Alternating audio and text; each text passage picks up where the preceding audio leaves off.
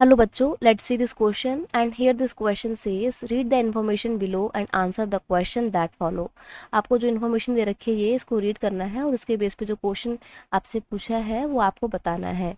तो आइए पहले रीड करते हैं हमारी इन्फॉर्मेशन को। It is an equatorial crop but under special condition it is also grow in tropical and सब ट्रॉपिकल एरियाज।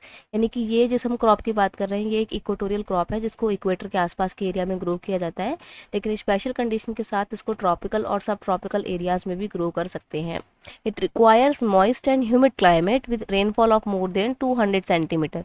इसको एक ह्यूमिड क्लाइमेट चाहिए होता है, रेनफॉल चाहिए होती है 200 सेंटीमीटर से ज़्यादा की, एंड टेम्परेचर चाहिए होता है 25 डिग्री सेल्सियस से भी ज़्यादा का।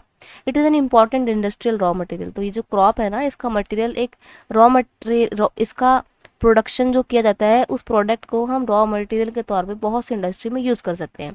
It is mainly grow in Kerala, Tamil Nadu, Karnataka, Andaman and Nicobar and Garo hills of Meghalaya.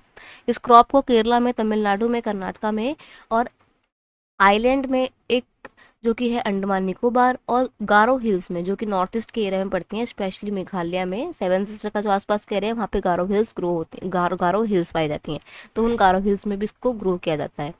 आपसे पूछा है कि क्वेश्चन क्या पूछा है, देखो आपसे पूछा है यहाँ पे the crop is grown in, इस क्रॉप को कहाँ पे ग्रो किया जाता है। देखो क्रॉप की बात करें हम इस, तो ये क्रॉप कौन सी है, ये क्रॉप है रबड़ की।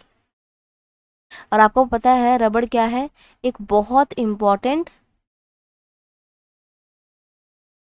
रॉ मटेरियल भी है, right.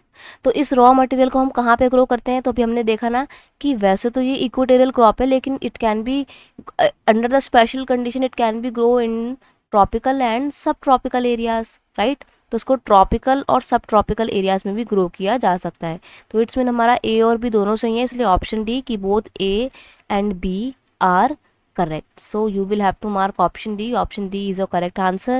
I hope you understood it well. Best of luck.